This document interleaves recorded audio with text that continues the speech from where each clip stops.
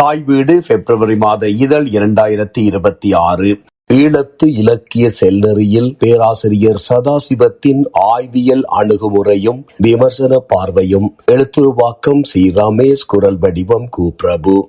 சமூகத்தின் அறிவு வளர்ச்சியில் சிந்தனை ஆழத்தில் செல்வாக்கு செலுத்தும் அடிப்படை சக்திகளாக பல்மொழி புலமையும் மரபுவழி இலக்கணமும் அமைகின்றன. தமக்கான மொழி வரம்புகளை தாண்டி ஒருவரை சிந்திக்கவும் செயற்படவும் வைக்க இம்மூலதன சக்திகள் அத்தியாவசியமாகின்றன. ஒருவர் ஆளுமை பெற்ற மனிதராக உருவாகவும் பல பண்பாட்டு வெளிகளை கண்டடையவும் சிந்தனா வழி புதிய பொருட்பெருமானத்தை முன்வைத்து செயற்படவும் பன்முக அறிவு கால்கோளாக அமைகின்றது. காலத்தால் சோதிக்கப்பட்ட விதிப்படுத்தப்பட்ட ஆய்வால் உறுதி செய்யப்பட்ட இலக்கண அறிவு தமக்கான மொழியின் வரம்புகளை தாண்டி சிந்திக்க வைக்கின்றது. மொழியின் சூட்சுமத்தை அறிந்து கொள்ளவும் அதன் இயங்கியலை புரிந்து கொள்ளவும் இலக்கண அறிவு உதவுகின்றது.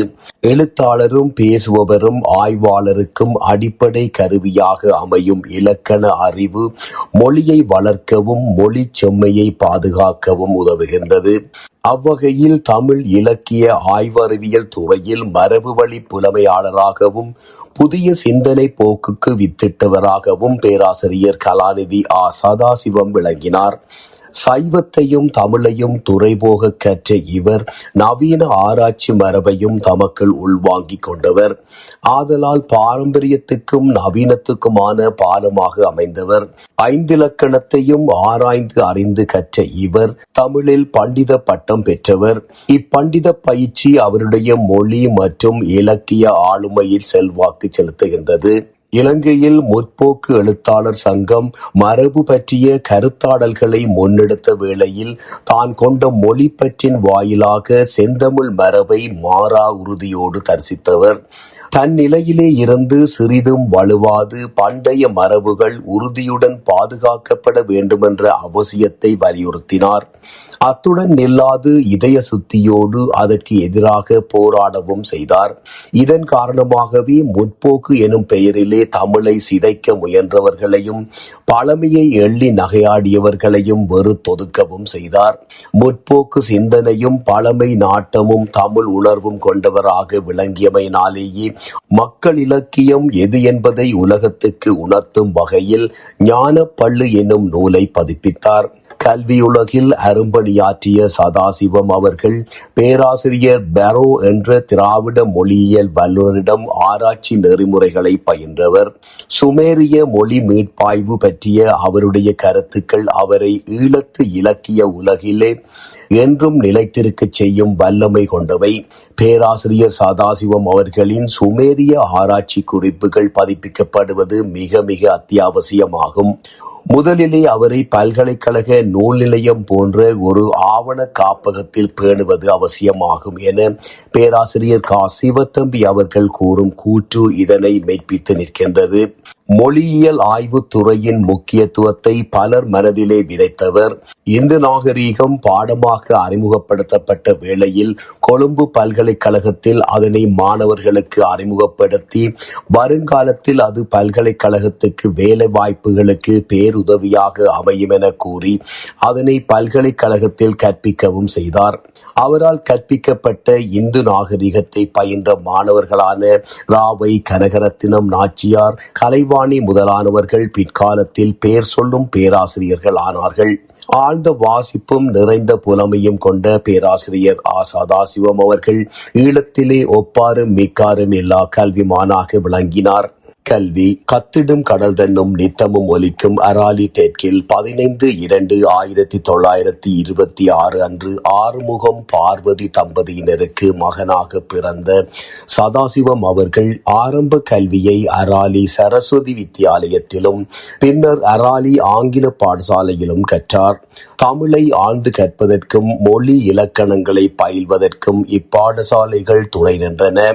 மொழி மற்றும் அறிவு இரண்டையும் சதாசிவம் சதாசிவம் அவர்களிடம் சமநிலையாக வளர்த்த ஒரு பன்முக அறிவு தளமாக இப்பாடசாலைகள் அமைந்தன. சிறு வயதிலேயே நுண்ணறிவு கொண்ட திறன்மிக்க மாணவராக இவர் விளங்கியமையினாலேயே சிரேஷ்ட தராதர பத்திர பரீட்சையில் முதல் பிரிவில் சித்தியடைந்தார். இதன் பின்னர் 1942 தொடக்கம் 1945 காலப்பகுதியில் வட்டுக்கோட்டை யாழ்ப்பாண கல்லூரியில் கல்வி பயின்ற இவர் அங்கு படிக்கின்ற காலப்பகுதியிலேயே பிரதேச பண்டித பரீட்சையிலும் சித்தியடைந்தார். ஆங்கில வழி கல்வியும் ஆழ்ந்த தமிழ் புலமையும் இவரை தலை சிறந்த கல்விமான் ஆக்கியது. 1945 நடைபெற்ற ஆங்கில சிரேஷ்ட தராதர பத்திர பரீட்சையில் முதல் பிரிவில் சித்தியடைந்து பாடசாலைக்கு பெருமை சேர்த்தார். சிறு வயதிலேயே முதல் பிரிவில் சித்தி பெற்றமை அவரிடம் இருந்த அறிவாற்றலை விளங்கி நிற்பதுடன் கட்டுப்பாடு முறையிலே சிந்தனை, தேர்வு சார்ந்த அறிவு, ஒழுக்கம் ஆகியவற்றையும் இக்காலத்திலே இவருக்கு வளர்த்தன என்பதை உணர்த்தி நிற்கின்றது. வட்டுக்கோட்டை யாழ்ப்பாண கல்லூரியில் ஆங்கில வழி கல்வி கற்ற போதும் அதனுடன் இணைந்து பிரதேச பண்டித பரீட்சையிலே சித்தி பெற்றமை மேலத்தேய அறிவு மரபும் தமிழ் சார்ந்த புலமையும் ஒருங்கிணைந்த அறிவாளியாக இவரை வடிவமைத்தது. இவர் அதன் பின்னர் 1945 தொடக்கம் 1947 வரை தனது உயர்கல்வியை கொழும்பு ஆனந்தா கல்லூரியில் தொடர்ந்தார். சிங்கள மாணவர்களோடு சேர்ந்து கற்றதால் சிங்களமும் பாலி மொழியும் இவருக்கு பரிச்சயமாயிற்று. ஆனந்தா கல்லூரியில் சிங்கள மாணவர்களுடன் இணைந்து பயின்ற அனுபவம் அவரின் அறிவை ஒரே மொழி ஒரே பண்பாடு என்ற எல்லையிலிருந்து விடுத்து சிங்களம், பாலி போன்ற மொழிகளின் வழியாக பன்மொழி பண்பாட்டு அறிவு பார்வையை உருவாக்கியது. 1947 தொடக்கம் 1952 காலப்பகுதி சதாசிவம் அவர்களின் அறிவு வளர்ச்சியில் தீர்க்கமான திருப்புமுனையாக அமைகின்றது. பாரம்பரிய தமிழ் புலமை இந்திய தமிழ் அறிவுலகால் அங்கீகரிக்கப்பட்ட தருணமாக 1947 மதுரை தமிழ் பண்டித பரீட்சையில் முதல் பிரிவிலேயே சித்தியடைந்ததையும் அதற்கான பரிசலை பெற்றதையும் கருதலாம். அவர் தேசிய அளவிலான கல்வி சூழலிலே இருந்து பல்கலைக்கழக ஆய்வு தளத்துக்குள் நுழைந்த கட்டமாக 1948 விளங்குகின்றது. அங்கு பேராசிரியர் கணபதி பிள்ளை, பேராசிரியர் வி செல்வநாயகம், பேராசிரியர் சு வித்யானந்தன், பேராசிரியர் மாமு வைஸ் ஆகியோரிடம் கல்வி பயின்றமை அவரது அறிவை ஒரே மரபில் உறைய விடாமல் மொழியியல், இலக்கிய விமர்சனம், பண்பாட்டு ஆய்வு, ஆய்வியல், சிந்தனை என பல்துறைகளில் செலுத்துவதற்கான அடித்தளமாக விளங்கியது.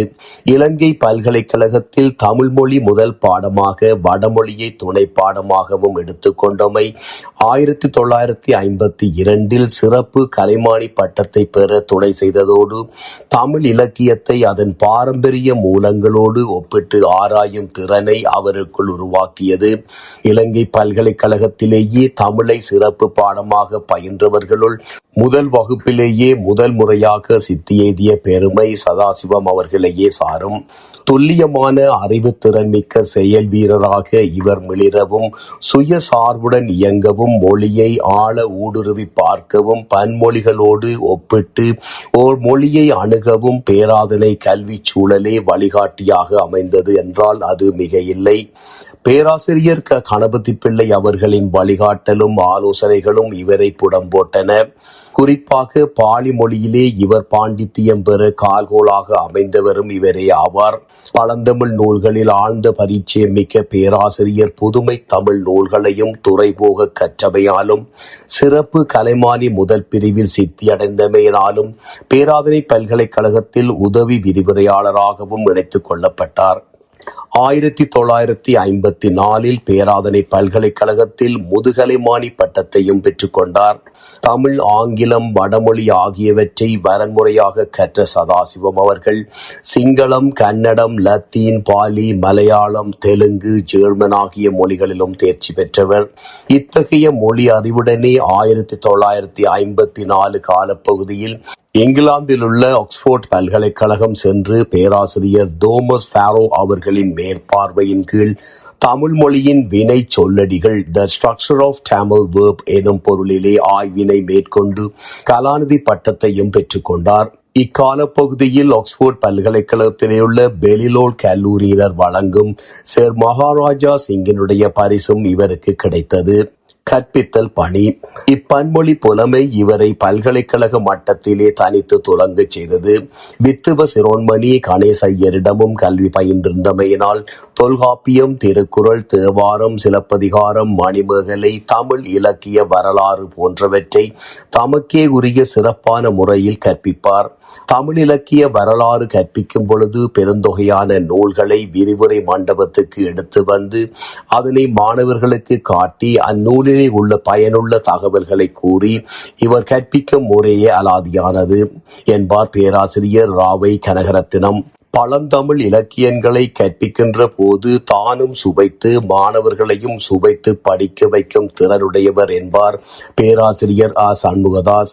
அவருடைய மாணவராயிருந்தவரும் தினகரன் ஆசிரியராயிருந்து ஓய்வு பெற்ற அமரர் சிவகுருநாதன் அவர்கள் என் நினைவலைகளில் பேராசிரியர் என்ற கட்டுரையில் சதாசிவம் அவர்கள் சிலப்பதிகார நூலை கற்பித்தது பற்றி கூறியிருந்த விடயம் அவர் இலக்கியம் கற்பிக்கும் முறையை ஆழ விளங்கிக் கொள்ள துணை செய்கின்றது. சிலப்பதிகாரம் பேராசிரியர் விரும்பி படிப்பிக்கின்ற நூல். சிலம்பின் கதையை சுவைத்து படிக்கின்ற திறமை இவருக்கு இருந்தது. பொன்செய் கொல்லன் தன் சொற்கேட்ட மன்னவனின் வாயில் காவலனிடம் சென்று கண்ணகி கூறியதாக வரும் அடிகளை அவர் அறுத்தறுத்து சொல்லுகின்ற போது எமக்கு மெய் சிலிர்க்கும். அறிவரை பொறியது நெஞ்சத்து இறைமுறை பிழைத்தோன் வாயிலாயோ என்று இளங்கோ பாடியதனை அவர் சொல்லும் பாணி எம் நெஞ்சத்தை அள்ளும் என்ற சிவகுருநாதன் வார்த்தையில் பொய்யில்லை. பேராசிரியர் மாணவர்களோடு அன்பாக பழகினார். தன் மாணவர்களுக்கு தமிழறிவை ஊட்டி வளர்த்தார். அக்காலத்தில் ஆங்கில முதன்மை பெற்றிருந்த காலத்தில் பல்கலைக்கழகத்தின் பொது மேடைகளில் தமிழ் மாணவர்கள் தமிழில் பேசுவதை ஆதரிப்பார். அத்தோடு அவ்வாறான மாணவர்களை இனங்கண்டு தட்டி கொடுப்பார். புதுமை இலக்கியத்தை நன்கு அறிந்தவராயினும் பழந்தமிழ் இலக்கிய இலக்கண மரபுகளை போற்றி பாதுகாத்து அதனை நிலைநிறுத்துவதற்காக முன்னின்று உழைத்தவர். ஆழமான அறிவு புலமை கொண்டு பல்கலைக்கழகத்தில் இவர் ஆற்றிய விரிவுரைகள் மாணவர் மனதினை பின்னி பிணைக்கும் சக்தி கொண்டவை. திருமுறைகளில் சித்தாந்த சாஸ்திரங்களிலும் தர்ம சாஸ்திரங்களிலும் நுண்ணிய அறிவை பெற்றிருந்தார். இதன் காரணமாகவே கொழும்பு பல்கலைக்கழகத்தில் இந்து நாகரிகம் என்ற பாடத்தை அவரால் இலகுவாக கற்பிக்கவும் முடிந்தது. புலமைத்துவமும் ஆளுமை விருத்தியும். பேராசிரியர் அவர்கள் தாம் பெற்ற பல்கலைக்கழக பணியினை பயன்படுத்தி பல்கலைக்கழகத்திலும் பல்கலைக்கழகத்துக்கு வெளியேயும் தமிழ் வளர்ச்சி பணிகளில் ஈடுபட்டார். விரிவுரையாளராகவும் ஆய்வறிஞராகவும் விளங்கிய சதாசிவம் அவர்கள் சிறந்த சொற்பொழிவாளராகவும் விளங்கினார். தமிழுக்கும் சைவத்துக்கும் ஓய்வின்றி உழைத்த சதாசிவம் அவர்கள் மொழி வல்லுநராகவும் இருந்தார். பல்கலைக்கழக மட்டத்தில் மன்றங்களுக்கும் இவர் ஆற்றிய பணிகள் மாணவர்களுக்கும் இவருக்கும் இடையிலான நட்புறவை வளர்த்தது. 1964 மொழியியல் துறையின் ஃபுல் பிரைட் புலமை பரிசிலை பெற்று அமெரிக்காவில் பென்சில்வேனியா, பெர்கலி ஆகிய பல்கலைக்கழகங்களில் ஆராய்ச்சி படிப்புகளை மேற்கொண்ட சதாசிவம் அவர்கள் 1965 தொடக்கம் 1967 காலப்பகுதியில் இலங்கை பல்கலைக்கழகத்தின் கொழும்பு பிரிவின் தமிழ்துறை தலைவராக நியமிக்கப்பட்டார். 1967 தொடக்கம் 1969 காலப்பகுதியில் கொழும்பு பல்கலைக்கழகத்தின் தமிழ்துறை தலைவராகவும் விளங்கிய இவர் 1970 காலப்பகுதியில் தமிழ் பேராசிரியராக தேர்ந்தெடுக்கப்பட்ட பேராசிரியர் சதாசிவம் அவர்கள் 1973 தொடக்கம் 1974 பொதுநலவாய நாடுகள் வழங்கும் ஆய்வாளர் புலமை பரிசிலையும் காமன்வெல்த் கண்ட்ரி ஸ்காலர்ஷிப்பை பெற்று இலங்கைக்கு புகழ் சேர்த்தார். 1988 வரை இவருடைய பணி தொடர்ந்தது. கீழைத்தேய மொழி வல்லுநராகவும் திராவிட மொழியியலிலே பாண்டித்தியம் பெற்றவராகவும் விளங்கிய பேராசிரியர் தோமஸ் ஃபேரோ அவர்களிடம் மொழியியலை கற்று தேர்ந்த சதாசிவம் அவர்கள் தமிழில் வேர்ச்சொற்கள் குறித்தும் இலங்கை தமிழரின் கிளை மொழிகள் குறித்தும் சுமேரிய மொழிகள் குறித்தும் ஆய்வுகளை நடாத்தினார். அவர் தன் வாழ்நாளில் பெரும் பகுதியை சுமேரிய மொழி ஆய்விலே செலவிட்டார். 1965 ஆண்டு பேராசிரியரால் எழுதப்பட்ட சுமேரிய எழுத்தின் திராவிட தோற்றம் என்ற கட்டுரை இதன் தொடக்க புள்ளி எனலாம். ஆதி தமிழ் அல்லது திராவிடர் மொழி சுமேரிய மொழி என்பதை நிரூபித்து தமிழரின் தொல் பண்பாட்டை காக்க விளைந்தார். இந்தோ ஐரோப்பிய மொழிகளில் ஒன்றாகிய சுமேரியன் மொழி குறித்து இவர் எழுதிய சுமேரியன் ஓர் திராவிட மொழி, சுமேரியன் எ டிராவிடியன் லாங்குவேஜ் என்ற நூல் மொழியியல் அடிப்படையிலே தனித்துவமான நூல். பென்சில்வேனியா பல்கலைக்கழகத்தில் கடமையாற்றிய காலத்தில் தமிழ் மொழியை பண்டைய மொழிகளுடன் ஒப்பிட்டு ஆராய்ந்தார். மொழியை ஆய்வுபூர்வமாக மறுகட்டமைப்பு செய்யும் சூழலிலே இது குறித்து விரிவான ஆய்வொன்றை நிகழ்த்தினார். 1966 மலேசியாவின் கோலாலம்பூரிலே நடைபெற்ற முதலாவது சர்வதேச தமிழ் ஆய்வுகள் மாநாட்டின் போது சுமேரிய எழுத்தினின்று திராவிட தோற்றம் என்ற கட்டுரையை ஆங்கிலத்தில் எழுதி சமர்ப்பித்தார். 1965 ஆண்டு பேராசிரியரால் எழுதப்பட்ட சுமேரிய எழுத்தின் திராவிட தோற்றம் என்ற கட்டுரையை சமர்ப்பித்தார். இவ்விரு கட்டுரைகளின் தொடர்ச்சியே Pro-Sumerian Dravidian, The Common Origin of Sumerian and Dravidian Languages, Sumerian and Dravidian Languages ஆகிய நூல்கள். இதில் Proto-Sumero-Dravidian, The Common Origin of Sumerian and Dravidian Language என்ற நூல் 1965 வெளிவந்தது. இதன் இரண்டாம் பதிப்பு 2017 சிவ தியாகராஜா அவர்களால் வெளியிடப்பட்டது. இந்நூல் சுமேரியன் ஒரு திராவிட மொழி, சுமேரிய எழுத்தின் திராவிட தோற்றம், திராவிடர்களுக்கும் சுமேரியர்களுக்கும் இடையிலான ஒற்றுமைகள், சுமேரோ திராவிட ஒலியியல் ஆய்வுகள் என 4 பகுதிகளை கொண்டது. சுமேரிய மொழி உண்மையில் ஒரு தனிமொழியா அல்லது திராவிட மொழிகளுடன் தொன்மையான தொடர்புடையதா என்பதை ஆராய்ச்சி செய்யும் இந்நூல் சுமேரிய மொழி குறித்து ஆய்வாளர்களின் கருத்துக்களையும் டிராவிடியன் சுமேரியன் தொடர்பு பற்றிய முன் ஆய்வுகளையும் ஒட்டுமொத்தமாக அறிமுகப்படுத்துகின்றது. சுமேரிய திராவிட வேர்கள் உள்ளன என்பதை மொழியியல், சொற்கள், இலக்கணம், அமைப்பு போன்றவற்றின் மூலம் ஆசிரியர் தொடர்பு படுத்துகின்றார். இதனை எழுத்து முறை, கினியோஃபார்ம், ஒலி அமைப்பு, போனோலஜி, பெயர்கள், வினைகள் உருவாக்கும் முறை, முன்னொட்டு பின்னொட்டு என்பதை எடுத்து காட்டி நியமாக விளக்குகின்றார். உயிர் மெய் ஒலிகள், வினை சொற்களின் மாற்றங்கள், சொல் உருவுகள் என்பதை அடிப்படையாக கொண்டு தமிழுக்கும் பிற திராவிட மொழிகளுக்கும் இடையிலான மாற்றங்கள் குறித்தும் இந்நூல் பேசுகின்றது. சுமேரியத்துக்கும் திராவிடத்துக்கும் இடையிலான ஒலி ஒற்றுமைகளையும் பேராசிரியர் இந்நூலில் விரிவாக ஆராய்கின்றார். இந்த ஒலி ஒற்றுமைகள் உலக மொழிகளிலே அபூர்வமானவை என கூறும் பேராசிரியர் 2 மொழிகளும் பழமையான ஒரே வேரிலிருந்து வந்திருக்க வாய்ப்பு அதிகம் என்பதை தான் கண்டடைந்த ஆய்வுகள் மூலமாக நிறுவுகின்றார். இவ்விரு மொழிகளுக்கிடையிலான இலக்கண ஒற்றுமைகளையும் ஆழ அகல பரிசீலிக்கும் பேராசிரியர் 2 நாகரிகங்களுக்கும் இடையே மொழி பரிமாற்றம் ஒன்று நிகழ்ந்துள்ளது என்பதை சொற்களின் தடங்களை ஆதாரமாக கொண்டு ஆராய்கின்றார். கலாச்சாரம், சமூகம், தொழில்கள் என்பனவற்றை கவனத்தில் கொண்டே சுமேரியனுக்கும் திராவிடத்துக்கும் இடையிலான தொடர்பு இந்நூலிலே ஆராயப்படுகின்றது. குறிப்பாக விவசாய சொற்கள், நீர், நிலம், மழை தொடர்பான சொற்கள், கற்கள், உலோகங்கள், கால்நடை முதலான சொற்கள், தெய்வங்கள், பூசை தொடர்பான சொற்கள், தொழில்கள் சார்பான சொற்கள் என்பனவற்றை கவனத்தில் கொண்டே இவ்வாய்வை பேராசிரியர் முன்னெடுத்து செல்கின்றார். இச்சொற்கள் திராவிடத்திலே இருந்து சுமேரியாவுக்கு செல்வதற்கு கடல் வணிக தொடர்புகளே ஆதாரமாக இருந்துள்ளது என்பதை தொல்லியல் ஆதாரங்களை அடிப்படையாக கொண்டு பேராசிரியர் விளக்குகின்றார். இலங்கையில் செய்யப்பட்ட மிகச்சிறந்த ஆய்வாக இது கருதப்படுகின்றது. பழமையான சுமேரிய யூனிஃபார்ம் எழுத்துக்களை அட்டை படமாக தாங்கி வந்த சுமேரியன் எ டிராவிடியன் லாங்குவேஜ் என்ற நூல் சுமேரியன்ஸ், சுமேரியன் மொழியின் வரலாறு, சுமேரியன் அகரவரிசை, இறுதி குறிப்பு, நூல் பட்டியலிலே அட்டவணையில் பயன்படுத்தப்படும் சுருக்கங்கள் என 6 பகுதிகள் இடம்பெறுகின்றன. இந்நூலை பேராசிரியர் பாரியா திரு ஞானேஸ்வரி அவர்கள் 2022 பதிப்பித்தார். டிராவிடியன் சுமேரியன் தொடர்புக்கான முந்தைய ஆய்வுகளை தேவநேயன், கேம்பல், பார்போலா, மேக் அபின், விமர்சனமாக பார்க்கும் பேராசிரியர் இரு மொழிகளையும் மொழியின் வடிவம் மோர்போலஜி சார்ந்தும் வினைச்சொல் அமைப்பினை கவனத்திலே கொண்டும் இந்நூலிலே அணுகுகின்றார். இந்நூலில் ஒலி தொடர்புகள், மொழிகளுக்கிடையிலான தனிமொழி, செயற்கை மொழி வேறுபாடுகள் போன்றவற்றை எடுத்துக்காட்டி விளக்கும் பேராசிரியர் திராவிட இடம்பெயர்வே சுமேரிய மொழியின் தோற்றத்திற்கு வித்திட்டதாகவும் கருதுகின்றார். கால்டுவேல் போன்றோர் தமிழ் மொழி என்பது திராவிட மொழிகளில் ஒன்றே என ஆராய பேராசிரியர் சதாசிவம் திராவிட மொழியின் வேர்களே மெசபத்தேனியா கால சுமேரியத்திற்கே சென்று சேர்ந்துள்ளன என்று குறிப்பிடுகின்றார். இந்திய துணைக்கண்டத்தை தாண்டி திராவிட வம்சம் சென்றுள்ளதையும் பரந்த அளவில் ஆராயும் இந்நூல் 501 சொற்பிறப்பியல் தொகுப்புகளின் காக்னேட் செட்ஸ் ஊடாக தன் ஆய்வை முன்வைக்கின்றார். சதாசிவம் அவர்கள் எழுதிய முதன்மை மோனோகிராஃபை நேரடியாக பார்வையிட்ட பேராசிரியர் பாரோ மற்றும் எம்பி எமனோ போன்றவர்கள் இவ்வெண்ணிக்கையை அண்ணளவாக 500 என்றே வட்டமிட்டு குறிப்பிடுவர். சுமேரியன் புரோட்டோ டிராவிடியன் என்ற கோட்பாட்டை முன்வைத்து சுமேரியனும் திராவிடமும் ஒன்றோடு ஒன்று நெருங்கிய தொடர்புடையவை என்பதை கருதுகோளின் அடிப்படையில் முன்வைக்கும் பேராசிரியரின் விமர்சனம் பகுப்பாய்விற்கு ஆழமானது.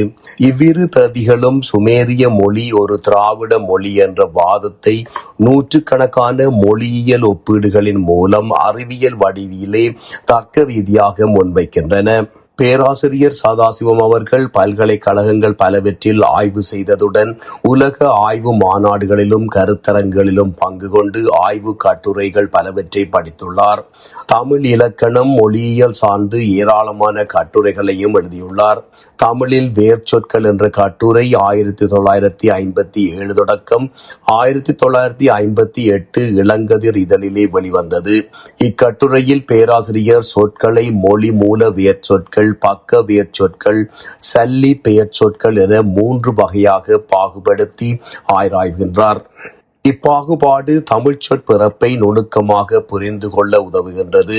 இதில் தமிழ் மொழி ஒட்டு அல்லது கொழுநிலை மொழி இனத்தை சேர்ந்தது என கூறும் சதாசிவம் இதனை இந்தோ ஐரோப்பிய ஆரிய மொழிகளிலே உள்ள வேர்ச்சொற்களுடன் ஒப்பிட்டு காட்டியும் விளக்குவார். தமிழ் சொல் பிறப்பது போன்று சீன மொழியில் பிறப்பதில்லை என கூறி அதனையும் விளக்கும் இக்கட்டுரை சீன மொழியிலே இடைச்சொற்கள் இல்லை என்பதையும் எமக்கு உணர்த்தி நிற்கின்றது. சீன மொழி சொற்கள் யாவும் பெயர் சொற்கள் அல்லது வினை சொற்களாகவே விளங்குகின்றன.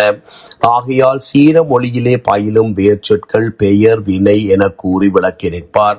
தமிழிலே பயிலும் சொற்களை பெயர், வினை, உரியன 4ஆக வகுத்து ஆராயும் இக்கட்டுரை தொல்காப்பியத்தை ஆதாரமாக கொண்டே வேர்ச்சொற்களை தாங்கி நிற்கும் வினைகளை பகுப்பாய்வு செய்கின்றது. அதே சமயம் 10 பாட்டு 8 தொகையிலே வேர்ச்சொற்கள் எவ்வாறு பயின்று வருகின்றது என்பதையும் இக்கட்டுரை தொட்டு காட்டி செல்கின்றது. இதிலே வேர்ச்சொற்கள் முதலடிகள் வலியடியை என பெரும் விரிவாக பிரித்து சதாசிவம் அவர்கள் நோக்குவதும் சிறப்புக்குரியது. தமிழ் இலக்கண மரபையும் ஒப்பிலக்கண அணுகுமுறையையும் இணைக்கும் முன்னோடியான முயற்சி என இதனை கூறலாம். தொல்காப்பியத்தை அடிப்படையாக கொண்டு வேர்ச்சொற்களை ஆராய்ந்தாலும் அவற்றை இந்தோ ஐரோப்பிய மொழிகளுடன் சீன மொழியுடனும் ஒப்பிட்டு பார்ப்பது அக்காலத்துக்கு முன்னேறிய ஒப்பிலக்கண சிந்தனையை காட்டுகிறது. தமிழ் இலக்கண ஆய்வை சொல் மட்டத்திலே இருந்து தொடரியல், சின்டெக்ஸ் மற்றும் வரலாற்று மொழியியல் ஹிஸ்டோரிக்கல் லிங்குவிஸ்டிக் தளங்களுக்கு எடுத்துச் சென்ற ஒருவராக சதாசிவம் காணப்படுகின்றார். சங்கச் செய்யுளிற் பயின்று வரும் சின் போன்ற இடைச்சொற்கள் பொதுவாக கவனத்திற்கு படாத நுண்மொழி கூறுகளாகும். அவற்றின் பயன்பாட்டை விரிவாக ஆராய்ந்து ஆங்கிலத்தில் எழுதியவர். குறிப்பாக சங்க செய்யுட்களிலே பல இடங்களிலே பயின்று வரும் சின் எனும் இடைச்சொல்லின் பயன்பாட்டினை விரிவாக இக்கட்டுரையிலே ஆராய்ந்தவர். இது மாத்திரமன்றி தமிழின் உள்ளார்ந்த தொடரியலில் இயங்கும் முறையை உலகளாவிய மொழியியல் விவாதங்களுக்குள் கொண்டு செல்லும் முயற்சிகளும் இவரால் நடந்தேறின. பழந்தமிழுக்கும் மூல திராவிட மொழிக்கும் உள்ள தொடர்பு பற்றி ஆராய்ந்து இவர் எழுதிய கட்டுரைகள் தமிழ் மொழி ஒரு பண்டைய இலக்கிய மொழி மட்டுமல்ல, ஆய்வுக்குரிய முழுமையான மொழியியல் அமைப்பை கொண்ட மொழி என்பதையும் விளக்கி நின்றன. சங்க இலக்கியத்தின் பொருளாக்கத்திலே உள்ள நுணுக்கங்களை வெளிப்படுத்தும் இவர் ஆய்வுகள் தொல்காப்பிய உரைகளின் மறு வாசிப்புக்கு வழிவகுக்கின்றன. 1954 வெளிவந்த இளங்கதிரில் எழுதிய இலக்கிய பூங்கா பூங்கா எனும் கட்டுரை அவருக்கு தமிழ் இலக்கியத்திலே இருந்த ஆழ்ந்த பரிச்சயத்தை எடுத்து காட்டுகின்றது. இக்கட்டுரை முழுக்க முழுக்க கற்பனையும் அல்ல, அதே சமயம் வெறும் ஆய்வு கட்டுரையும் அல்ல.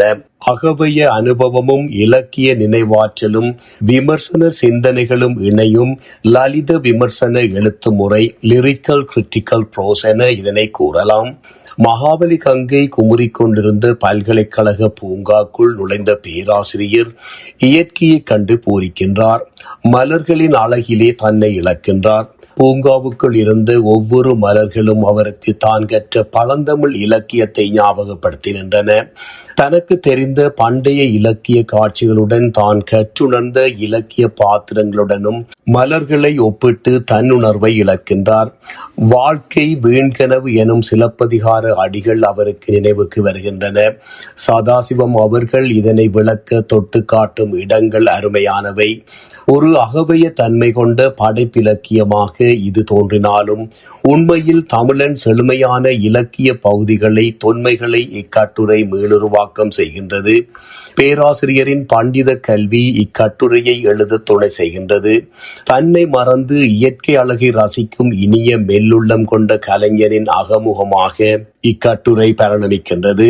அறிவை வெளிப்படுத்துவதற்காக எழுதப்பட்ட கட்டுரை அனுபவத்தின் வழியாக இலக்கியத்தை மீண்டும் வாழச் செய்கின்றது. பேராசிரியர் சதாசிவத்தின் மொழியியலும் தமிழ் மொழி வரலாறும் என்ற நூல் 2021 பேராசிரியர் பாலசுந்தரம் இளையதம்பி அவர்களை பதிப்பாசிரியராக கொண்டு வெளிவந்தது. இந்நூல் மொழியியல் தொடக்கம், ஒலியெழுத்தகம், ஒலிப்பிளவும் ஈறாக 9 இயல்களை கொண்டுள்ளது. தமிழ் மொழியின் தொன்மையை விளக்கும் இந்நூலில் பேராசிரியர் சதாசிவம் அவர்கள் தமிழ் மொழியின் தோற்றத்தையும் தமிழ் மொழியின் சிறப்புகளையும் திராவிட மொழியில் தமிழ் மொழி முதல் மொழியாக விளங்குகின்ற தன்மையையும் ஆராய்ச்சி பூர்வமாக எடுத்துரைக்கின்றார். குறிப்பு மொழி, ஒலி குறிப்பு மொழி, அசையா மொழி என்ற கோட்பாட்டு நிலைகளை விளக்கி மொழி தோற்றத்தை விளக்கும் சதாசிவம் அவர்கள் சங்க இலக்கிய சான்றுகள் மற்றும் எழுத்து, சொல், பொருள் மாற்றங்களை குறிப்பிட்டு தமிழ் மொழி திராவிட மொழிகளில் முதன்மையாது என்பதை நிறுவிச் செல்வார். உயிர் மெய் எழுத்துக்களின் தோற்றத்தையும் பெயர்ச்சொல், வினைச்சொல், பிறப்பு, வேர்ச்சொல் அமைப்பு போன்ற அடிப்படை மொழியியல் கூறுகளையும் ஆய்வியல் அடிப்படையிலே அணுகும் இந்நூல் தமிழ் மொழியின் தொன்மையை, அதன் அறிவியல் அடித்தளத்தை ஆய்வுபூர்வமாக நிறுவுகின்றது. தஞ்சாவூர் தமிழ் பல்கலைக்கழகத்தினால் வெளியிடப்பட்ட நூலே தமிழ் சொற்களின் பிறப்பு நெறி. பேராசிரியர் அவர்களின் மொழி குறித்த ஆழ்ந்த பட்டறிவை இந்நூலில் காணலாம். தமிழில் தனிநிலை, இடைநிலை, குறைநிலை, அடிச்சொற்கள் ஆகிய சொற்பிறப்பு நிலைகளை முறையாக வகுத்து காட்டும் இந்நூல் தொல்காப்பியம் முன்வைக்கும் பழந்தமிழ் சொற்பிறப்பு நெறிகளையும் அறிவியலில் அடிப்படையாக மறைவாசிப்பு செய்கின்றது. இவ்வாய்வு பேராசிரியர் சதாசிவம் அவர்களின் மொழியியல் ஆழத்தை, ஆராய்ச்சி துணிச்சலையும் தெளிவாக புலப்படுத்தி நிற்கின்றது. குறிப்பாக வாழும் மொழியான தமிழ் மற்றும் வழக்கிழந்த மொழியான சுமர் மொழி ஆகியவற்றை ஒப்பிட்டு ஆய்வுக்குள் கொண்டு வந்து தரவுகளின் துணையுடன் தமிழ் சொற்களின் தொன்மையையும் வளர்ச்சி பாதையையும் விளக்கும் முயற்சி இந்நூலின் தனித்துவமாக அமைகின்றது. தமிழுக்கான நேரடி ஆதாரங்கள் குறைவான சூழலில் சுமர் மொழியின் பண்டைய களிமண்ணோடு மற்றும் வரலாற்று சின்னங்களை ஆய்வு கருவிகளாக கொண்டு சொற்பிறப்பு நெறியை விளக்குவது தமிழ் மொழி ஆராய்ச்சிக்கு புதிய திசையையும் ஆழத்தையும் வழங்கும் முக்கிய பங்களிப்பாக இந்நூலை உயர்த்துகின்றது. மொழியியல், பழமொழியியல், திராவிடவியல், வரலாறு, இலக்கணம் போன்ற துறைகள் புதிய தளங்களுக்கு நகர்த்திய காலத்தில் சதாசிவம் அவர்களால் எழுதப்பட்டு ஆரிய திராவிட பாசாபிருத்தி சங்கத்தினாலே பதிப்பிக்கப்பட்ட ஆராய்ச்சி கட்டுரை எழுதும் முறை என்ற நூல் ஆராய்ச்சி கட்டுரை ஒன்றை எவ்வாறு எழுதுவது, அறிவியல் முறை என்ன, ஆதாரங்களை எவ்வாறு கையாள வேண்டும் என்ற தகவல்களை வெளிப்படுத்தி நிற்கின்றது. ஆய்வு நெறிமுறை தொடர்பாக தமிழில் எழுதப்பட்டு இலங்கையில் வெளிவந்த முதல் நூலாகவும் இந்நூல் விளங்குகின்றது. தமிழிலே ஆராய்ச்சி துறையில் ஈடுபட இருப்பவர்களுக்கு மிகவும் பயன் தருவதாகவும் இந்நூல் அமைகின்றது. ஆராய்ச்சிகள் மேல்நாட்டு பல்கலைக்கழகங்களினாலும் உயர்தர ஆராய்ச்சி மன்றங்களினாலும் பூச்சி வளர்க்கப்பட்ட சூழலில் ஆங்கிலத்தில் மாத்திரம் ஆராய்ச்சி நெறிமுறைகள் தொடர்பான கட்டுரைகள், நூல்கள் இருந்த காலத்தில் தமிழில் இந்நூல் வெளிவந்தது காலத்தின் கட்டாயமாகும். பதிப்புரை, முன்னுரை, நன்றியுரை, மேற்கோள், நூற்பட்டியல் என்பனவற்றை தவிர்த்து நோக்குமிடத்தில் இந்நூல் ஆராய்ச்சி கட்டுரை, ஆராய்ச்சி கட்டுரையின் அமைப்பு, மேற்கோள், அடிக்குறிப்பு, மேற்கோள், நூற்படியியல், உத்திகள், மொழி நடை எனும் 7 பகுதிகளை கொண்டது. ஆராய்ச்சி கட்டுரை அமையும் முறை என்பது கட்டுரை ஒன்று எவ்வாறு அமைய வேண்டும் என கூறுவதும் எவ்வாறு அமையக்கூடாது என கூறுவதுமாக உள்ளது. இப்பகுதி ஆராய்ச்சி கட்டுரையின் அமைப்பு மற்றும் பக்கங்களை குறிப்பிடும் வகைகளையும் விளக்கி இருக்கின்றது. ஆராய்ச்சி கட்டுரை ஒன்றில் இடம்பெறும் புகுமுகம் என்ற பகுதியில் பெயர், முகவுரை, பொருளடக்கம் அமைய வேண்டிய பகுதிகளை தெளிவாக கூறி செல்லும் சதாசிவம் அவர்கள் கட்டுரை ஒன்றை முன்னுரை, உயர்நாடி, முடிவுரை முதலானவற்றை தாங்கி நிற்க வேண்டும் என்பதையும் குறிப்பிடுவார். குறிப்புகள் என்ற பகுதியில் பிற்சேர்க்கை, மேற்கோள், நூற்பட்டியல், பொருளகராதி குறித்தும் குறிப்பிடுகின்றார்.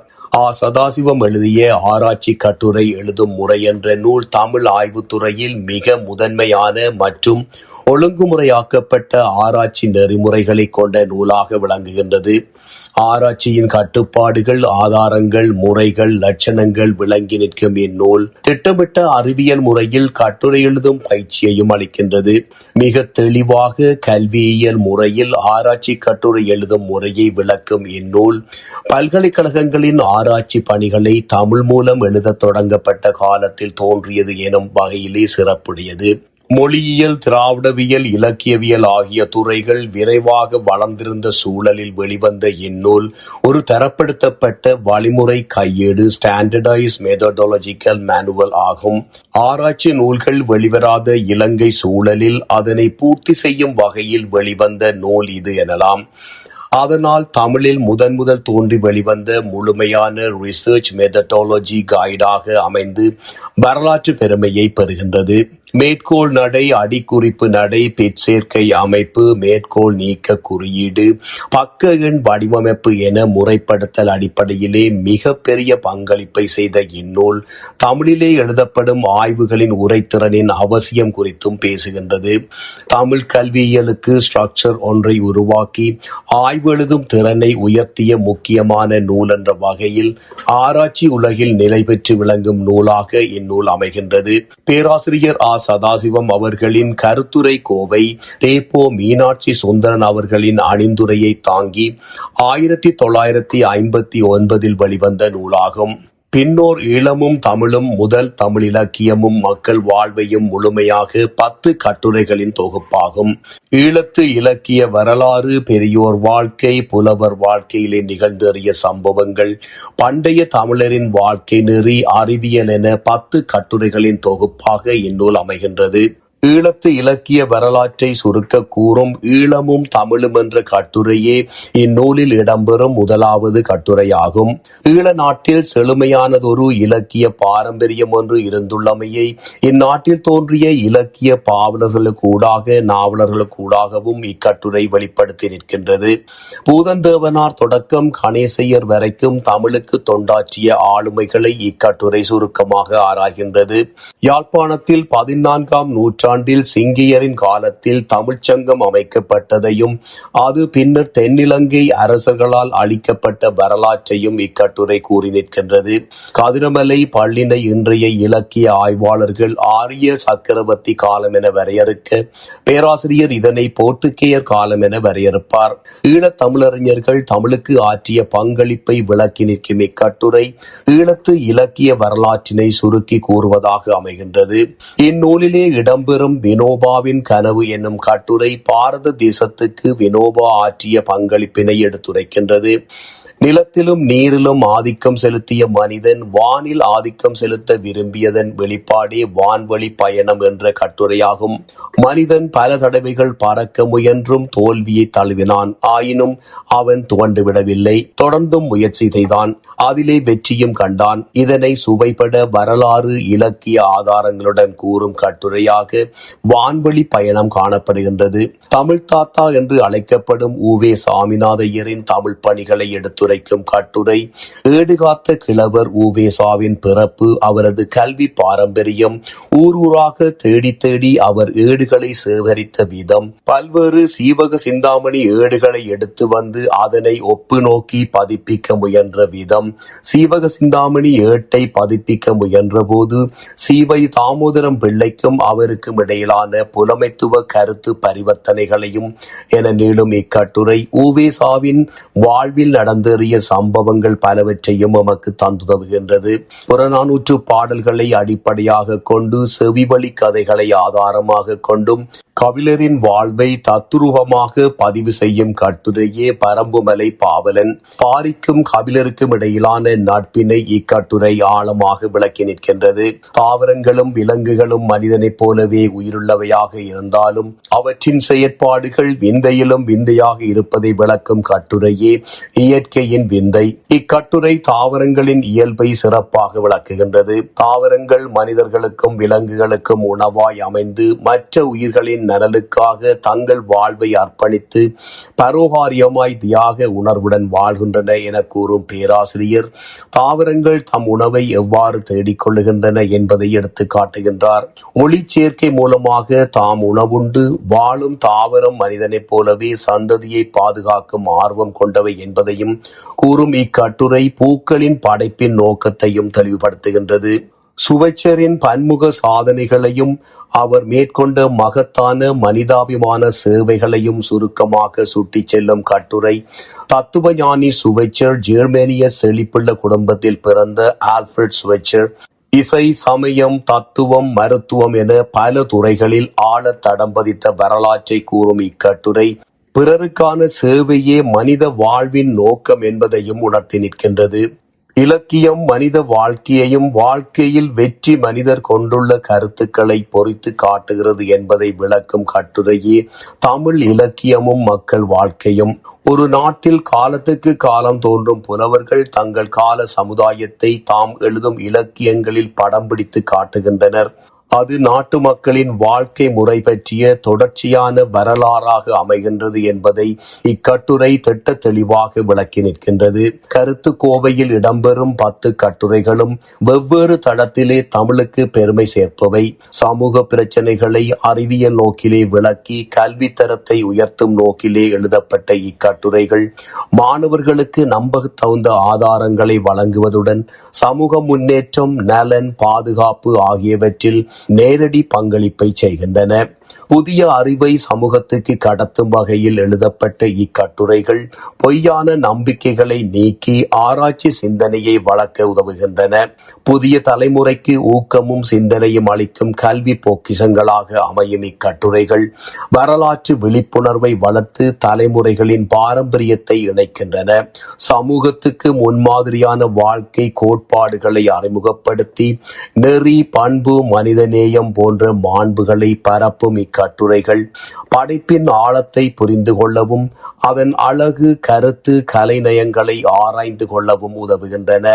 ஈழத்தில் வாழ்ந்த தமிழ் புலவர்கள் இயற்றிய செய்யுள்களில் சிறந்தவற்றை தேர்ந்தெடுத்து அவற்றினை அப்புலவர்கள் வாழ்ந்த கால முறைப்படி ஒழுங்குபடுத்தி தொகுத்து கூறும் நூலே ஈழத்து தமிழ் கவிதை களஞ்சியம். 1966 இலங்கை சாகித்ய மண்டல வெளியீடாக வெளிவந்த இந்நூல் ஈழத்து தமிழ் கவிதைகள் வரலாற்றில் பேராசிரியர் ஆ. சதாசிவம் அவர்களின் பெயரை ஒவ்வொருவரும் நினைக்க வைக்கும் நூலாக அமைந்தது. ஈழநாட்டு புலவர்கள் இயற்றிய பல நூல்களில் ஒரு சிலவே அச்சிடப்பட்டுள்ளன. அங்கனம் அச்சிடப்பட்டுள்ளவற்றை பெரும்பாலானவை மீண்டும் பதிப்பிக்கப்படாமல் ஒருமுறை மட்டுமே பதிப்பிக்கப்பட்டன. அந்நூல் பிரதிகள் அருகியே காணப்பட்ட நிலை இந்நூல்களை ஏட்டு வடிவிலே உள்ள ஏனைய நூல்களையும் தேடி பெற்று அவற்றிலே உள்ள செய்யுள்களில் சிலவற்றை திரட்டி நூல் வடிவிலே கொண்டு வந்த கலாநிதி ஆ. சதாசிவம் அவர்களின் தமிழ் தொண்டு தமிழுள்ள வரைக்கும் அவரின் பெயரை கூறி நிற்கும். இலங்கை பல்கலைக்கழக தமிழ் பேராசிரியரும் சாகித்ய மண்டல செயற்குழு உறுப்பினரும் ஆகிய திரு வி. செல்வநாயகம் அவர்கள் இந்நூலுக்கான அணிந்துரையை அளித்துள்ளார். இந்நூல் ஈழத்து கவிதை களஞ்சியமாக மட்டுமின்றி ஈழத்து செய்யுள் இலக்கியத்தின் வரலாற்று நூலாகவும் விளங்குகின்றது. 358 செய்யுள் நூல்களின் பெயர்களை தாங்கி வந்த ஈழத்து கவிதை களஞ்சியத்திற்கு 147 நூல்களிலிருந்தும் தனிப்பாடல்களிலிருந்தும் செய்யுள்கள் திரட்டப்பட்டன. சில புலவர்களுக்கு நூல்கள் இல்லாத நிலையில் அவர்களால் எழுதப்பட்ட தனிப்பாடல்கள் மட்டுமே சேர்க்கப்பட்டன. இந்நூலில் ஒவ்வொரு புலவரையும் ஆழ்நாள் சதாசிவம் பிள்ளை எழுதிய பாவலர் சரிதம், தீபகம், வித்துவான் கணேசையர் எழுதிய ஈழநாட்டு தமிழ் புலவர் சரித்திரம் நூற்றுணை கொண்டு வரலாற்று குறிப்புகள் வழியே சதாசிவம் அறிமுகப்படுத்துகின்றார். புலவரின் பெயர், அவர் வாழ்ந்த காலம், புலவரின் ஊர், அவர் எழுதிய செய்யுள் நூல்கள் மற்றும் இன்றியமையாத செய்திகள் என்பன நூலில் சுருக்கமாக விளங்கப்படுகின்றன. பூதந்தேவனாரின் காலத்தையும் நடேசபிள்ளையின் பாடல் எழுந்த காலத்தையும் அறிய முடியவில்லை என்கின்றார் பேராசிரியர் சதாசிவம். பொன்னம்பல பிள்ளை 1895, பீதாம்பர புலவர் 1819 என சில புலவர்களுக்கு பிறந்த ஆண்டு மாத்திரமே குறிப்பிடப்படுகின்றது. இறந்த ஆண்டினை ஒட்டியே பேராசிரியர் இந்நூலிலே உள்ள புலவர்களை வரிசைப்படுத்தியுள்ளார். இந்நூல் அரசியல் காலப்பகுதிகளை அடிப்படையாக கொண்டு சங்க காலம், யாழ்ப்பாண தமிழ் வேந்தர் காலம், போத்துக்கேயர் காலம், ஒல்லாந்தர் காலம், ஆங்கிலேயர் காலம், தேசிய எழுச்சி காலம் என 6 காலங்களாக பிரிக்கப்பட்டு அவ்வக்காலத்துக்குரிய புலவர்களின் செய்யுள்களும் நூலிலே செம்மையாக வைக்கப்பட்டுள்ளன. சங்ககாலம் எனும் பகுதியில் பொ.ஆ. மு. 300, பொ.ஆ. பி. 200 ஈழத்து பூதந்தேவனார் பற்றிய வரலாற்று செய்திகள் காணப்படுகின்றன. அடுத்ததாக யாழ்ப்பாண தமிழ் வேந்தர் காலம் பொ.ஆ. பி. 1216 தொடக்கம் 1621 எனும் பகுதியில் தேருவரை பெருமாள், போசராச பண்டிதர் முதல் முத்துராச கவிராயர் ஈறாக 13 புலவர்கள் பற்றிய செய்திகள் இடம்பெறுகின்றன. அவர்களுடைய ஆக்கங்களிலிருந்து எடுத்துக்காட்டுகளும் கொடுக்கப்பட்டுள்ளன. இதே அடிப்படையில் போத்துக்கேயர் காலத்தில் 1621 தொடக்கம் 1658 வரை ஞானப்பள்ளு, அச்சாகப்பர் அம்மானை, தொம்பிலிப்பி அவர்களால் இயற்றப்பட்ட ஞானாந்த புராணம் முதலான நூல்கள் தரப்படுவதுடன் புலவர் குறித்த குறிப்புகளும் இடம்பெறுகின்றன. ஒல்லாந்தர் கால பகுதியில் 1658 தொடக்கம் 1796 வரத பண்டிதர் தொடக்கம் மயில்வாகன புலவர் ஈறாக 13 புலவர்கள் இடம்பெறுகின்றனர். ஆங்கிலேயர் காலத்தில் 1796 தொடக்கம் 1947 வரை சேனாதிராச முதலியார் முதல் விபுலானந்தர் ஈறாக 86 புலவர்கள் எடுத்து காட்டப்படுகின்றனர். தேசிய எழுச்சி காலத்தில் 1947 பகு சரவணபவன் முதல் நடேசபிள்ளை ஈறாக 15 புலவர்கள் பாடல்களை கொண்டதாக தொடங்குகின்றது. பிற்சேர்க்கை பகுதியில் அப்துல்லா புலவர் முதல் வைத்திலிங்க பிள்ளை ஈறாக 13 புலவர்கள் இணைக்கப்படுகின்றனர். ஈழத்தமிழ்ச் செய்யுள் வரலாற்றின் அடித்தளத்தை அமைத்த வரலாற்று ஆய்வாளர்கள் மறை நூல்களை மீட்டெடுத்த பெருந்தொண்டராகவும் முறையான இலக்கிய வரலாற்றியலாளராகவும் சதாசிவம் அவர்கள் விளங்கினார் என்பதை இப்பணி உணர்த்தி நிற்கின்றது. பழமையான இலக்கிய பாரம்பரியத்தை அழிவிலிருந்து காப்பாற்றிய பெருமை இவரையே சாரும். ஈழத்து இலக்கிய வரலாற்று முறையை தொடக்கி காட்டிய முதன்மையான ஆய்வாளராகவும் சதாசிவம் அவர்கள் விளங்கினார் என்பதற்கு இந்நூல் சான்று பகர்கின்றது. ஈழத்து இலக்கிய மரபில் கதிரமலை பள்ளு தோன்றிய பின்னர் உருவான கிறிஸ்தவ தமிழ் படைப்பாகிய ஞானப்பள்ளினை காலத்தினால் அழியாத பொக்கிசமாய் மீட்டெடுத்த பெருமை பேராசிரியர் சதாசிவம் அவர்களை சாரும். 250 ஆண்டு காலம் ஏட்டுச்சுவடியிலே இருந்த இந்நூலினை 1904 ஆண்டு சில்லாலையைச் சேர்ந்த பண்டிதர் சிறிய அந்தாம்பிள்ளை அவர்களின் கேள்விப்படி பழைய ஏட்டு பிரதியிலே இருந்து எடுக்கப்பட்ட ஸ்ரீவலு அமிர்தநாதர் பிள்ளை அவர்களால் தைரியநாத அச்சியந்திர சாலையில் அச்சிடப்பட்டது. பேராசிரியர் சதாசிவம் அவர்கள் ஈழத்து கவிதை களஞ்சியம் நூற்தொகுப்பை தொடங்கிய காலத்தில் இந்நூல் உடனடியாக கிடைக்கப்பெறவில்லை. வெகு காலத்திற்கு பின்னரே இப்பிரதியை கண்டெடுத்தார். பிரதிகள் அருகி காணப்பட்ட நிலையில் இதனை கொண்டுவர வேண்டுமென விரும்பிய சதாசிவம் அவர்கள் ஈழத்து கவிதை களஞ்சியம் வெளிவந்து 2 ஆண்டுகள் கழிந்த நிலையில் இந்நூலினை கொண்டு வந்தார். அமிர்தநாத பிள்ளை அவர்களால் வெளியிடப்பட்ட நூலினை படித்துணர்ந்த சதாசிவம் அவர்கள் அமைப்பிலும் யாப்பிலும் இந்நூலில் ஏற்பட்டிருந்த குழப்பங்களை உணர்ந்தார். இந்நூலை உள்ளவாறு பதிப்பிக்காது அதனை செம்மைப்படுத்தி பதிப்பிக்க முனைந்தார். அமிர்தநாதர் பிள்ளை அவர்களால் வெளியிடப்பட்ட பிரதியில் காணப்பட்ட செய்யுள்கள் அசை, சீர், தலை முதலியன பிரிக்கப்படாதும் இசை வகுக்கப்படாதும் தெளிவின்றி இருந்தது. இதனை கண்ணுற்ற பேராசிரியர் திருத்திய பதிப்பொன்றின் தேவையை உணர்ந்தார். இதன் வெளிப்பாடே ஞானப்பள்ளு. 257 செய்யுள்களில் வெளிவந்த ஞானப்பள்ளு தொகுப்பில் செய்யுட்பா எனவென்று அறிய முடியாது இருந்த நிலையில் பேராசிரியர் கட்டளை அடிகளாக வரும் செய்யுள்களை கட்டளை கலிப்பா, கட்டளை கலித்துறை என யாப்புக்குள் கொண்டு வந்து இந்நூலினை பதிப்பித்தார். கடந்த நூலில் உபதலைப்புகள் மிகச் சிலவே இடம்பெற்றிருந்தன. பேராசிரியர் முட்கூடற்பள்ளு முதலான பள்ளு நூல்களுள் பலவற்றை எடுத்தாய்ந்து அப்பள்ளு நூல்களில் வழங்கப்படுவதைப் போன்று பள்ளு அமைப்பினை உற்று நோக்கி தலைப்புகளை இட்டார். 5வது பகுதியான குயில் கூவல் பகுதியில் மூலப்பகுதியில் இடம் மாறி அச்சிட்டிருந்தமையை அவதானித்த சதாசிவம் அவர்கள் ஏடு எழுதுவோரால் விடப்பட்ட பிழையினாலேயே இவ்வாறு நேர்ந்தமை எண்ணி பழைய பள்ளு நூல்களின் அமைப்பு கிணங்க குயில் கூவல் பகுதியை பள்ளியர் தலைவன் பெருமை கூறலை எடுத்து வைத்தார். இது கம்பேரிட்டிவ் டெக்ஸ்டுவல் மெத்தட் எனப்படும் ஒப்பீடு உரைமுறைக்கு சிறந்த எடுத்துக்காட்டாகும். அதே சமயம் கையெழுத்து பிரதிகளில் தவறுகள் ஏற்பட்டிருக்கும் என்பதை உணர்ந்து அதனை திருத்தி அமைக்கவும் செய்தார். மூல பிரதியிலே இருந்து சொல்லையும் சொற்றொடரையும் குறிப்பாக கவனித்து குறைகளை நீக்கி நல்லதொரு தொகுப்பை கொண்டு வந்தார். சொல் மட்டத்தில் சொற்றொடர் மட்டத்தில் பொருட்சரிவு ஏற்படாதவாறு கவனமாக சீரமைத்தார். இது இன்டர்னல் எவிடன்ஸ் நூலுக்குள்ள ஆதாரங்கள் அடிப்படையில் செய்யப்பட்ட ஊக்கமான திருத்தமாக காணப்படுகின்றது. இதனை செம்மையாக யாப் அமைதிக்கு அமைய கொண்டுவர பேராசிரியரின் பண்டித படிப்பு துணை செய்ததென்றால் அது மிக இல்லை. கிடைத்தற்கரிய பிரதியை மீட்டெடுத்து கல்வியியல் செம்மைப்படுத்தலால் நூலை பயன்பாட்டுக்கு ஏற்ற முறையில் ஆக்கியளித்த பேராசிரியர் சதாசிவம் ஒப்பீட்டு மரபு அணுகுமுறை மூலம் ஞானப்பள்ளினை நினைபெறச் செய்தார். யாப்பியல் நுணுக்கத்தால் செய்யப்பட்ட அளவீட்டு அடையாளமாக மெட்ரிக்கல் ஐடென்டிபிகேஷன் விளங்கும் ஞானப்பள்ளு யாப்பு பிரிவு அமைப்பு திருத்தத்தின் மூலம் உரை ஒருமைப்பாடாக தன்னை நிலைநாட்டுகின்றது.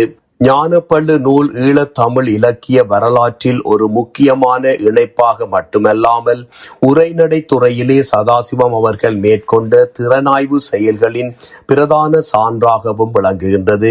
1904 வெளியிடப்பட்ட குழப்பமான பதிப்பிலிருந்து யாப்பியல் உரைநடை ஆதாரங்களை பயன்படுத்தி செம்மைப்படுத்தி அவர் வழங்கிய பதிப்புரை விமர்சன துறைக்கு டெக்ஸ்டுவல் கிரிட்டிசிசம் ஒரு சிறந்த எடுத்துக்காட்டாகும். பேராசிரியர் சதாசிவம் அவர்களின் மொழி இலக்கியம் இறைநெறி என்னும் நூல் சைவ சித்தாந்தம் ஈறாக 23 கட்டுரைகளின் தொகுப்பாகும். இந்நூல் மொழி இலக்கியம் இறைநெறி என 3 பெரும் பகுதிகளை கொண்டது. மொழி எனும் பகுதியில் குமரித்தமிழ் அல்லது சுமர் மொழி, தொடக்கம், நன்னூல், இலக்கணமும் மொழியியற் கோட்பாடுகளும் என 7 கட்டுரைகள் இடம்பெறுகின்றன. இலக்கியம் என்ற பகுதி எமது இலக்கிய பாதை முதல் ஈழத்து புலவர்களால் பாடப்பட்ட பிரபந்த வகைகள் ஈறாக 13 கட்டுரைகளின் தொகுப்பாக விளங்குகின்றது. இறைநெறி என்ற பகுதியில் அறநூல்களும் பக்தி பாடல்களும் சிவநெறியும் திருமுறை மரபுகளும் சைவ சித்தாந்தம் என 3 கட்டுரைகள் இடம்பெறுகின்றன. நூலின் பகுப்பு முறையை நோக்குமிடத்து செந்தமிழ், மொழிநடை, மரபிலக்கணம், இலக்கிய அழகியல் 3 கட்டுரைகளும் மொழியியல் சார்ந்து விளங்குகின்றமையால் இக்கட்டுரைகள் மொழி என்னும் பகுதியில் இடம்பெற்றிருக்க வேண்டும். மொழியின் இயல்பு, நடை, இலக்கண மரபு என அவை மொழியியல் சார்ந்து எழுதப்பட்டாலும் இலக்கியங்கள் வாயிலாகவே மொழி இக்கட்டுரையை நோக்குவதால் தொகுப்பாசிரியர் இக்கட்டுரைகளை இலக்கியத்திற்குள் அடக்கினார் போலும்.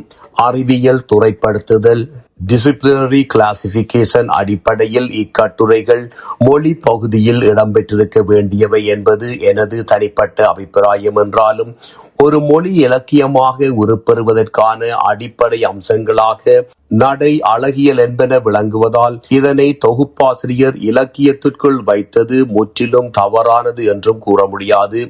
அத்தோடு இலக்கிய மைய அணுகுமுறை அடிப்படையில் இக்கட்டுரைகள் தொகுப்பாசிரியர் இலக்கிய பகுதியில் வைத்தமை அவரின் கருத்தியல் தேர்வு என்பதை ஒத்துக்கொள்ளுகின்றேன். மொழி குறித்து பேசும் குமரி தமிழ் அல்லது சுமர் மொழி, தமிழ் சொற்களின் பிறப்பு நெறி, திராவிட தாய், தமிழ் வேர் சொற்கள், தொல்காப்பியரின் இலக்கண கொள்கை, நல்நூல் இலக்கணமும் மொழியியற் கோட்பாடுகளும் போன்ற கட்டுரைகள் மொழியின் கட்டமைப்பு, அதன் தோற்றம், வளர்ச்சி ஆகியவற்றுடன் ஒலி, இலக்கணம், சொல், பொருள் ஆகியவற்றின் விதிகள் குறித்து பேசுகின்றன. ஆகவே இவை இலக்கியம், வரலாறு, கலாச்சாரம் போன்ற பிரிவுகளை தாண்டி தொகுதியான மொழி பிரிவிற்குள் அடங்குகின்றன. மொழியின் பழமை, பிறப்பு, ஒற்றுமை முதலானவற்றை தமிழ்ச் சொற்களின் பிறப்பு நெறி, தமிழில் வேர்ச்சொற்கள் கட்டுரைகள் விளக்குவதால் இதனை பேராசிரியர் வரலாற்று மொழியியல் அடிப்படையில் அணுகுகின்றார். குமரி, தமிழ், சுமேறு மொழி தொடர்புகள், திராவிடத்தாய் முதலான கட்டுரைகள் ஒப்பீட்டு மொழியியலில் கம்பேரிட்டிவ் லிங்குவிஸ்டிக்ஸ் நோக்கிலே பேராசிரியரால் அணுகப்படுகின்றது. தொல்காப்பிய இலக்கண கொள்கைகள், நன்னூல் இலக்கணம், மொழியியல் கோட்பாடுகள் ஆகிய கட்டுரைகளில் பேராசிரியர் வரலாற்று மொழியியல் கூறுகளையும் நிகழ் மொழியியல் கூறுகளையும் உள்வாங்கி ஆராய்கின்றார். சொல் உருவாக்க நெறி, ஒலியின் மாற்ற வரலாறு, தாய்மொழி கோட்பாடு, இலக்கண முறை, வேர்ச்சொல் அமைப்பு என விரிந்த தளத்தில் மொழியை ஈழத்தில் ஆழமாக பார்த்த ஒருவராக சதாசிவம் விளங்குகின்றார்.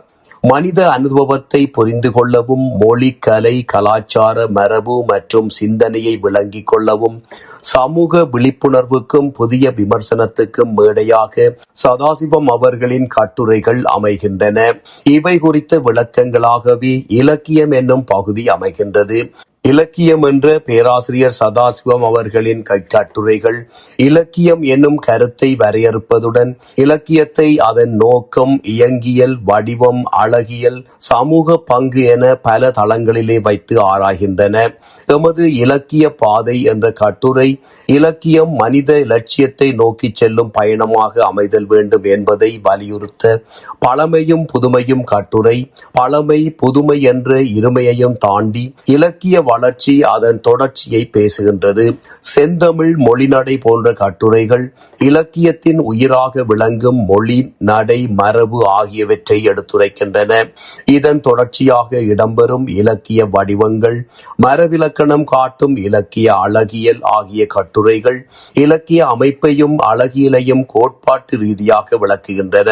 பாரதியாரின் பாஞ்சாலி சபதம் குறித்த கட்டுரைகள் காப்பியத்தை அமைப்பியல், பொருண்மை, சமூக நோக்கு ஆகிய அடுக்குகளில் திறனாய்வு செய்கின்றன. தமிழ் இலக்கியம் குறித்து எழுதப்பட்ட இக்கட்டுரைகளில் பேராசிரியர் இலக்கியத்தை மொழிசார் அலங்காரமாக மட்டும் பார்க்காது, அதனை மனித அனுபவமாகவும் சமூக உணர்வின் பிரதிபலிப்பாகவும் தேசிய சிந்தனைக்கான ஊற்றாகவும் காணுகின்றார். இலக்கியம் மொழிக்காகவா, கலைக்காகவா, மக்களுக்காகவா என்ற வினாவுக்கு மொழியும் கலையும் மனிதரால் மனிதருக்காக உருவாக்கியவை என்ற தெளிவான பதிலை பேராசிரியர் இதிலே முன்வைக்கின்றார். இது முற்போக்கு இலக்கியத்திற்கு அளித்த பேராசிரியரின் கூற்றாகவே அமைந்தது எனலாம். பாரதியார் குறித்த ஆய்வுகளில் பெண்ணுரிமை, அரசியல் விழிப்பு, சுதந்திர உணர்வு போன்ற நவீன மதிப்பீடுகள் வெளிப்படுகின்றன. அதே சமயம் சொல் தேர்வு, மொழிநடை, அழகியல் குறித்த விமர்சனங்கள் அவரது ஆய்வின் துல்லியத்தை, அறிவியல் நேர்மையையும் காட்டுகின்றன. ஈழத் தமிழ் இலக்கியம் தொடர்பான கட்டுரைகள் தமிழ்ச் சூழலிலே பண்டித மரபின் பங்களிப்பை வரலாற்று முக்கியத்துவத்துடன் பதிவு செய்கின்றன. தமிழ் இலக்கிய ஆய்வு மரபில் இலக்கிய கோட்பாடு, இலக்கிய விமர்சனம், இலக்கிய வரலாறு ஆகிய மூன்றையும் கருத்தியல் ரீதியாக ஒருங்கிணைக்கும் சதாசிவம் அவர்களின் இக்கட்டுரைகள் கால தேச எல்லைகளை தாண்டி மனித நேயத்தின் வெளிப்பாடாக துலங்குகின்றன. மொழி, நடை, அழகியல் ஆகியவற்றை இலக்கியத்தின் அடிப்படை கூறுகளாக கருதி அணுகும் இவரது பார்வை தமிழ் இலக்கிய விமர்சனத்தில் சமநிலையான ஒருங்கிணைந்த அணுகுமுறைக்கு எடுத்துக்காட்டாக அமைகின்றது எனலாம். ஆகவே இக்கட்டுரைகள் தமிழ் இலக்கிய ஆய்வுலகில் கோட்பாடு தெளிவாகவும் சமூக பொருத்தமும் கொண்ட முக்கியமான பங்களிப்பாக திகழ்கின்றன. இறைநெறி என்ற பகுதியில் அறநூல்களும் பக்தி பாடல்களும் சிவநெறியும் திருமுறை மரபுகளும் சைவ சித்தாந்தம் என்ற 3 கட்டுரைகளை உள்ளடக்கியது. அறநூல்களும் பக்தி பாடல்களும் என்ற கட்டுரை சங்கமருவிய காலத்தில் எழுந்த அறநூல்கள் குறித்த தகவல்களையும், சங்கமருவிய காலம் பல்லவர் கால பகுதியிலே ஆழ்வார்கள் நாயன்மார்கள் ஆகியோரால் பாடப்பட்ட திருப்பதிகங்கள் குறித்த தகவல்களையும் தந்து நிற்கின்றது. சிவநெறியும் திருமுறை மரபுகளும் என்ற கட்டுரை மரண வீட்டில் திருமுறைகளை ஓதக்கூடாது என பேராசான் கைலாசநாத குருக்கள் கூறிய கூற்றினை ஆழமாக பரிசீலிக்கும் கட்டுரை இதுவாகும். திருமுறைகள் வேதசாரம், வேதங்களைப் போல் அவையும் புனிதமானவை என கைலாசநாத குருக்கள் கூறிய கருத்துக்களை மறுத்து மரண வீட்டில் திருமுறைகள் ஓதலாம் என்பதை சைவ சித்தாந்தத்துடன் தொடர்புபடுத்தி ஆராயும் கட்டுரையாக இது விளங்குகின்றது.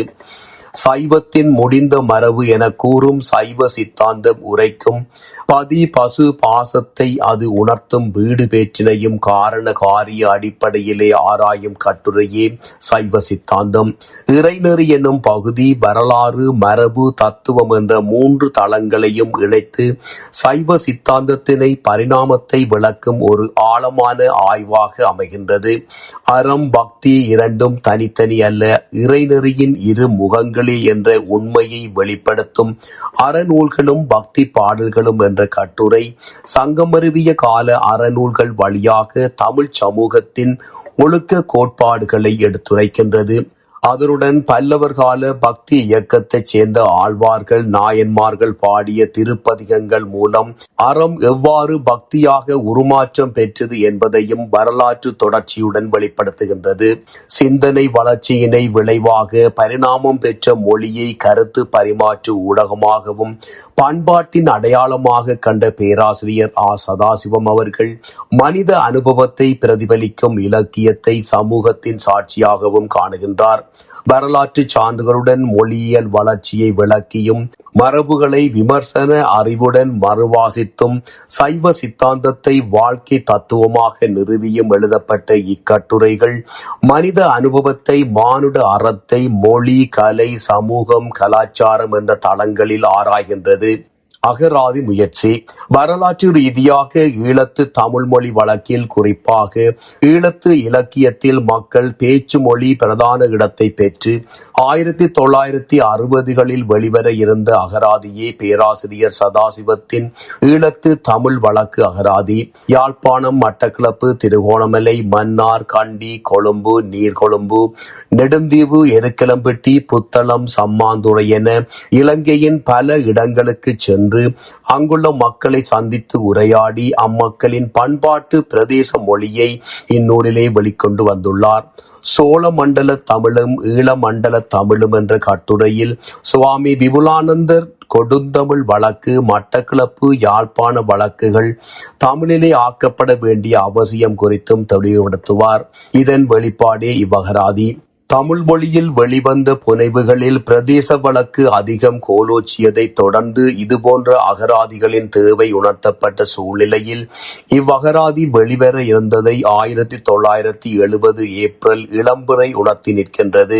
பேராசிரியர் சதாசிவம் பேச்சு வழக்கு அகராதி, இலக்கிய வழக்கு அகராதி என 2 அகராதிகளை கொண்டு வர இருந்தார் என்பதை இவ்வகராதியில் குகபரன் அவர்களின் பதிப்புரை விளக்கி நிற்கின்றது. உண்மையில் இவ்வகராதி தனியே பேச்சு வழக்காற்று சொற்களை மாத்திரம் கொண்டிருக்கவில்லை, இலக்கிய வரலாற்று சொற்களையும் கொண்டுள்ளது. இவ்வகராதி அகராதி இலக்கணத்துக்கு அமைய உயிர், ஆயுதம், மெய், உயிர்மை என்ற அகர வரிசையில் பின்பற்றியே தொகுக்கப்பட்டுள்ளது. ஆயினும் இவ்வகராதி முழுமைப்படுத்தப்பட்டதல்ல. ஏனெனில் இவ்வகராதியை பேராசிரியர் தொகுத்து கொண்டிருந்த வேளை மரணித்து விட்டார். ஆதலால் சில இடங்கள் விளக்கமின்றி, குறிப்பாக சுருக்க குறிப்புகளுடனேயே காணப்படுகின்றது. உதயதாரகை பத்திரிகையில் தொகுப்பாக வெளிவந்த சமூக வரலாற்று சொற்களையும், சென்னை பல்கலைக்கழக தமிழ் பேரகதாதியிலே இருந்து எடுக்கப்பட்ட சொற்களையும், யாழ்ப்பாண வழக்கு என்று இனங்காணப்பட்ட சொற்களையும் இவ்வகராதி தனக்குள் உள்ளடக்கியுள்ளது. அகராதி தொடங்கப்பட்டு 50 வருடங்களுக்கு மேலான காலப்பகுதியில் இவ்வகராதி நூலுரு பெறுகின்றது.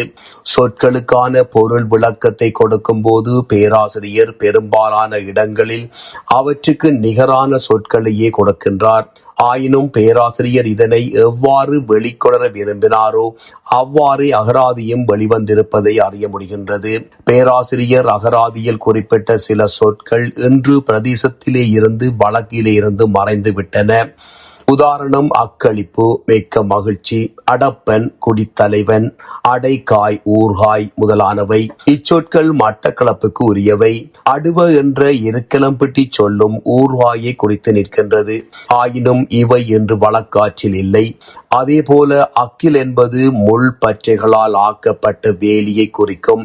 இது மட்டக்களப்பு, யாழ்ப்பாணம் ஆகிய இடங்களில் வழங்கப்படுவதாக கூறினாலும் இன்று வழக்கிலே இல்லை. அக்குத்து என்ற சொல் சந்தேகத்தை குறிக்கும். நெடுந்தீவு மொழி சொல். இதேபோல அங்கிடுதத்தி என்ற சொல் நிலை இல்லாதவரை, ஏமாற்றுக்காரரை குறிக்கும். ஆயினும் நெடுந்தீவு வழக்கில் இச்சொல் இன்னும் கையாளப்படுகின்றது. அடல் என்பது திருகோணமரை சொல்லென குறிப்பிடப்படுகின்றது. ஆனால் பண்டைய இலக்கியங்களில் இச்சொல் கையாளப்பட்டுள்ளது. கம்பராமாயணத்தை அடல் கடந்த தோல் என்று அடிவருகின்றது. பேராசிரியர் சதாசிவத்தின் ஈழத் தமிழ் வழக்கு அகராதி என்பது சாதாரண சொற்களை கொண்டு தொகுக்கப்பட்ட தொகுப்பல்ல. அது ஈழத்து தமிழ் சமூகத்தின் நினைவகம். மக்களின் அன்றாட பேச்சு மொழியை இலக்கியத்திற்கும் ஆய்விற்கும் உரியதாக கருதிய அவரது பார்வை மொழியை உயர்வு தாழ்வு என்ற பிரிவுகளிலே இருந்து விடுவிக்கின்றது. முழுமையடையாத நிலையிலும் இவ்வகராதி முக்கியத்துவம் பெறுவதற்கு காரணம் இன்று வழக்கிலே இல்லாத சொற்களையும் காலத்துடன் மறைந்து போகும் மொழி அனுபவங்களையும் பதிவு செய்திருப்பதே ஆகும். சொற்களுக்கு பெரும்பாலும் நிகர் சொற்களை மட்டுமே அளித்திருப்பது வாசகரை மொழியின் உள்நடையை உணரச் செய்கின்றது. அதேவேளை பிரதேச வழக்குகள் இலக்கிய தமிழுக்கு புறம்பானவை அல்ல என்பதையும் உறுதிப்படுத்துகின்றது. இவ்வகராதி ஈழத்து தமிழ் மொழி வளர்ச்சியில் ஒரு இடைநிறுத்தப்பட்ட வரலாறு கூற தோன்றினாலும் எதிர்கால மொழி ஆய்வாளர்களுக்கும் இலக்கிய வாசிப்புகளுக்கும் அடித்தளமாக நிற்கும் முன்னோடி முயற்சியாகவே இம்முயற்சியை கொள்ளலாம். பிற பணிகள். அறிவிலக்கிய பணிகள், சமூக பணிகள் செய்த சதாசிவம் அவர்கள் இளம் ஆய்வாளர்களை இனங்கண்டு அவர்களை வழிப்படுத்தியும் நெறிப்படுத்தியும் உதவினார். கொழும்பு பல்கலைக்கழகத்தில் விரிவுரையாளராக இருந்த பாலசுந்தரம் அவர்கள் கலாநிதி பட்டத்துக்கான ஆய்வு ஏட்டினை தயாரிக்கும் போது அதனை ஆய்வு நெறிப்படுத்தியவராகவும் காணப்பட்டார். அதுபோல பேராதனை பல்கலைக்கழக இந்து நாகரிக விரிவுரையாளராக உள்ள ராவை கனகரத்தினம் அவர்களின் முதுமானி பட்ட ஆய்வை நெறிப்படுத்தியவராகவும் பேராசிரியர் காணப்படுகின்றார்.